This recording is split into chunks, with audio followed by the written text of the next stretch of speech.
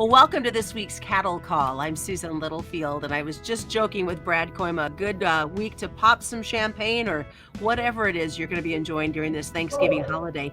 We have seen December cattle up $5.50. Can you believe that in just the last couple of weeks of this market trade? Add to it, we continue to be very much a cash driven. What are we going to see in this cash rally? And can this momentum that we've seen the last 3 weeks, can it keep up? And where do we go on this when it comes to packer margins? Some of the things that we're going to discuss this week on Cattle Call. So I think, Brad, we do have to start $5.50 up in just the last couple of weeks. It's crazy. So yeah, 132.22 is I just looked up where December cattle settled last Wednesday. Market has been amazing. I'm really, really satisfied with the action here. Finally, we've sat through a lot of these little visits and I'm going like, I don't know when the futures market are going to act like a futures market again. In other words, when is the futures going to start to anticipate that these numbers are indeed going to get tighter in the fourth quarter? We talked about that throughout the summer. When are we going to be able to gain some leverage back in the market where the Packers forced to share? He's $1,000, $1,200 a head profit. He's probably down to $500 or $600 now, the poor things. And I think they're going to have to share even more.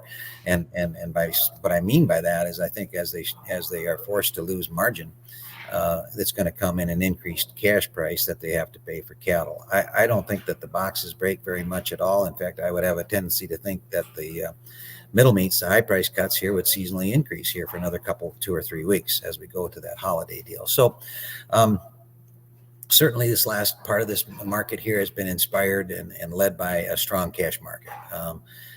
We've lost an awful lot of our discount. A lot of these other visits that we've had, we've talked about, well, what about the February being such a big premium? December was a premium. Now with $1.40 trading in the South, February cattle are really, by seasonal averages, are actually too cheap. Typically, Feb cattle would be 2 to 4 over this time of year, the last cash, and now it's 87 cents. And December cattle actually trading at a discount. I think those are all solid, good things. I also respect the fact that we're going to talk to cattle feeders here today, of course, and we've got to make sure that we take care of business a little bit, the business of cattle feeding. And I would think as these summer month cattle, if they start to approach this 139, 140 level, I'm pretty sure that most of the calf inventory, most of these guys have bought earlier, hedge real easy against that level. So I'm just laying that out there. I think the market's got some upside potential, but hey, let's not. If you remember, middle of August, and then the market just decided to go down $12, right? So maybe a little bit of put strategy or something like that is in order. But I really, really like the news. So I think we'll be higher on cash again next week, Susan. Which is good news coming off a post-Thanksgiving holiday as we get ready towards Christmas. Demand's there for these meats. Oh, absolutely. I cringe when I read some of these stories, Susan, about guys worrying about demand. I'm like, I think both globally and i.e. China, as was witnessed in the last 2 weeks of export news, and as well as the domestic demand. I'm curious whether we're going to look back at this whole COVID thing and go, what really changed is we moved 10% of that whatever you'd want to call it, the paradigm of how do we use up our meat? Is it in the hotel restaurant business?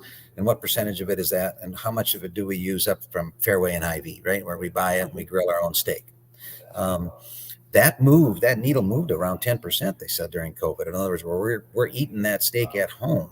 And I would suggest that people maybe found out that, it's not that hard to cook. It might even be better than you get at a lot of restaurants. And you could do that twice for the cost of going to the restaurant once, So I wonder if we're not going to look back and say, the one thing that came out of COVID that was positive was that, bigger demand base, from a consumer in the U.S.